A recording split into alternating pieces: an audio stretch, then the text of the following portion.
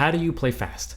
That is undoubtedly the question that I have been asked the most by students, and it's also the question that I asked all of my teachers and colleagues who can play really fast, and of course I probably bothered them way too much about this for years. So after 20 years of playing and teaching professionally, I've compiled a list of the 7 most effective speed building strategies, plus one strategy that seems like it should work, but it actually is one that you need to avoid like the plague. This is going to be part 1 of a series on speed building strategies, and in this video I'm going to share the first 3 effective strategies with you, plus one that just does not work very well. And by the way, the one that doesn't work very well is the one that most people use, so make sure to stick around to the end so that you know which one to avoid in the future. Now, all of the strategies in this video will require a metronome. If you don't have a metronome, you can get a free one on Google. Well, you have to use it on Google, but just type the word metronome in Google search field and Google will come up with a really solid metronome that works super well, and of course it's free. If you're looking for an app, my personal favorites are Smart Metronome, which is, they have a free version and a paid version. Soundbrenner, they also have free and paid versions. And then my absolute favorite is Time Guru. Time Guru is the option that I like best because it allows you to drop beats randomly, which is essential if you want to really develop solid timing internally. So let's jump right into the first speed building strategy. That is rhythmic variation. And as the title implies, what we're really doing is varying the rhythm of a particular phrase that we're trying to speed up. Now, as you can imagine, there are endless ways of varying our rhythms of a phrase, but the key to this strategy is to create variations that include combinations of short notes and long notes. And the most common way to do this is to use what's called dotted rhythms. Here's an example of what rhythmic variation looks like. In the first line, you can just see straight 16th notes, really even 16th notes. Now, by the way, this is a pattern for fingerstyle guitar, classical or flamenco guitar, doesn't matter. But you can use the same idea for scales. You can use this for tremolos, for any other kind of technique, piano, percussion, it doesn't matter, right? So in the first line, we've got even 16th notes. In the second line, we've got the dotted rhythms. In the third line, it's a reverse of the dotted rhythms. I'm going to demonstrate this on the guitar, and I'm going to set my metronome to 60 beats per minute. That's a quarter note at 60 beats per minute, by the way. For you, make sure to set your metronome to a tempo that obligates you to concentrate for the faster notes, but still allows you to play them correctly and tension-free, and that's very, very important. So for you, if that's 30 beats per minute, 40 or 50 beats per minute, that's perfectly fine. If it's faster, like 80 to 100, whatever, that's fine. Just make sure that you're tension-free and your notes are correct. You're going to see that this exercise will allow you to get closer and closer to your final target speed each time you do it. And of course, as you get better, you can increase your metronome speed. So here is an example of what that looks like on the guitar. I'm just going to start off with, again, this is just a really simple phrase, right hand only. I'm just going to go 1 E and 2, all super even, right? And with the metronome, it sounds like this. 1 E and 2 E and all even 16th notes. I'm just repeating those first 2 measures. Now the second measure, it's going to include a long note and a short note. Long note, short note. So it sounds like this. Right? So with the metronome.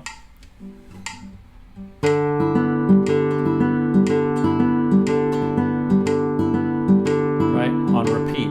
That's a dotted 8th and a 16th note. That dotted 8th note counts as 3 16th notes, but that are all tied together. So if I counted 1 E and if I counted the first one, 1 E and 2 E, and I'm playing all those notes. In the second line with the dotted rhythms, it'd be 1 E and 2 E and 3 E and 4, so that you can hear that long note and the short note. In the third example, I'm going to flip that dotted rhythm. So I'm going to start with a short note and then end with a long note. So it sounds kind of weird. It sounds like this. Of course, these are just 3 possible patterns. It doesn't matter how you do it. The idea is to vary your rhythm. The next strategy is what I maybe not so creatively have called toggling tempos with speed bursts. And this is just a variation that I came up with of the previous rhythmic variation exercise. In this strategy, you're going to start by setting your metronome to your threshold tempo. Your threshold is your tempo that allows you to concentrate a lot during your speed burst, during the faster notes, but it allows you to play correctly and tension-free. So you'll know that you're at your threshold because if you try to increase even a little bit more, you're just going to start making mistakes and you're going to start feeling tense. Let's use the same original phrase that I had up on the screen earlier, just the even 16th notes, and I'm going to set my metronome to 60 beats per minute because that is my threshold when I go play my fast notes or my speed bursts in this case. The way this works is very simple. You first want to play your original phrase half as fast as your threshold tempo. So if my threshold tempo were 60 beats per minute, I want to play it at 30 beats per minute. Then you want to play that 4 times as fast or twice as fast as your original tempo. So if my original tempo was 60 beats per minute, I want to play it 2 times as fast, which is 120. And then finally, you want to play it at your threshold tempo. So here's an example of how it works. So I'm going to start at 60 beats per minute. I'm going to keep it at 60 beats per minute so you can hear just that constant click. And this is how I recommend you do it too. It'll also really be good for you to work on rhythmic skills this way. 1, E, and 2, E, and. Okay, this is half as fast. Do this a few times. This would be like super slow practice. So now I'm going to go twice as fast as the metronome. So it's as if I were playing at 120 beats per minute. So instead of just 4 notes per click, I'm going to play 8 notes per click. So, and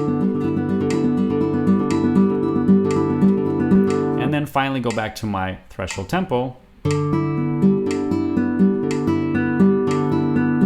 Okay, it's very, very simple. And just like the previous strategy, as this begins to become easier, then you want to increase your threshold tempo so that you are challenged along the way.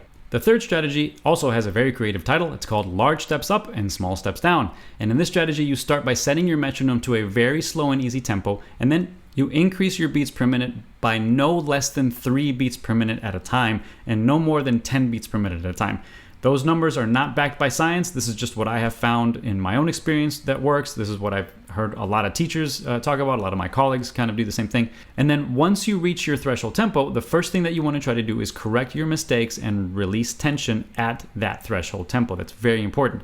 After that, you can start clicking down by 1 beat per minute at a time until you reach a tempo that allows you to play your phrase correctly and tension-free, but still requires a lot of concentration. So you're basically coming back down to a threshold, to your threshold tempo. So I want to show you the same example at 60 beats per minute, and I'm going to start clicking up. Okay, here we go. So 60 beats per minute. I'm going to click up by 10s because this otherwise it would take forever to do this, and just right hand only. So it feels pretty good. By the way, the amount of repetitions that you do at each particular beat is relatively arbitrary. You don't want to do too many where you feel, obviously, you don't want to get hurt. You don't want to feel like you totally have it and you've mastered it. You still want to be able to concentrate. And once you feel like you can do it cleanly and consistency at any given tempo, then hit the gas. So I've just done it like 4 or 5 times. Now I'm going to go to 70. It's a little bit of trial and error. You have to kind of mess with it. But here's 70 beats per minute. Right?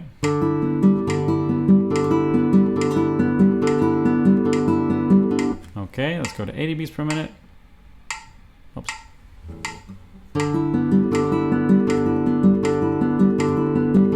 I'm just going to bring it up to 100, and even though I can go further than that, just so you can see how this works. So 90.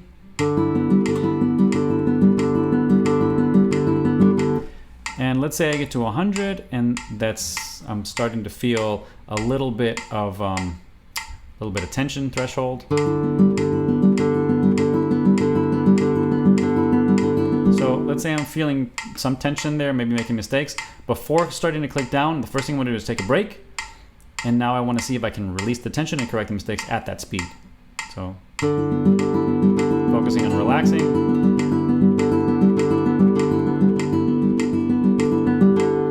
Okay, that went well. I'll do it again. So let's say I'm still feeling tension. I'm going to click down to 99.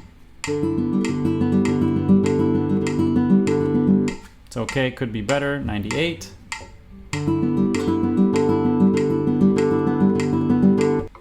So 97.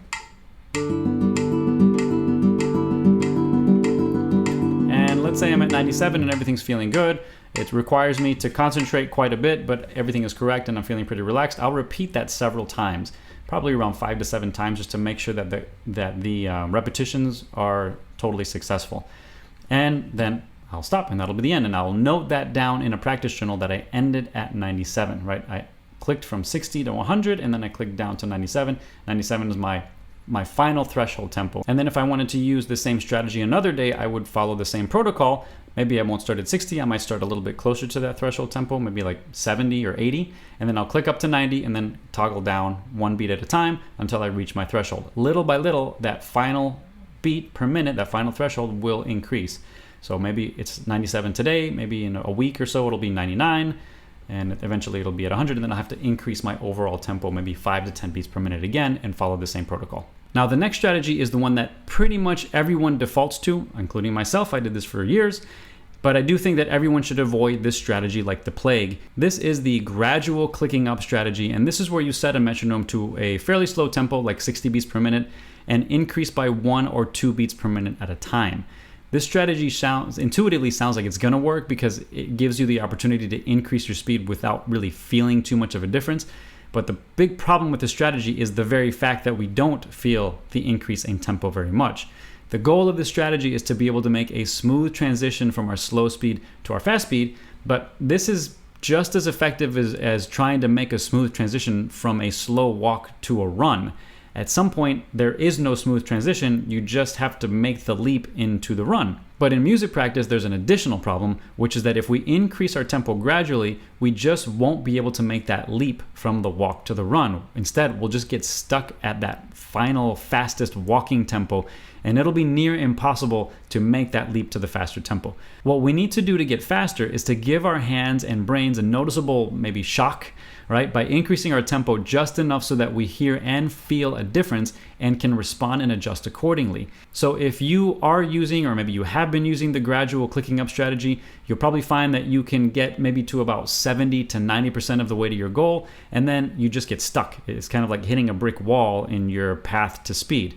The good news is that using the strategy will have gotten you closer to your goal, so your work did lead to some positives, but the strategies I mentioned before this one will get you to your goal much faster. It'll be a much more efficient process. So please consider eliminating completely the gradual clicking up strategy and replacing it with some of the other strategies that I mentioned already. And if you want to learn the next set of awesome strategies used by virtuosos, make sure to click on the next video on the screen where I break those down for you. Thanks, and see you there.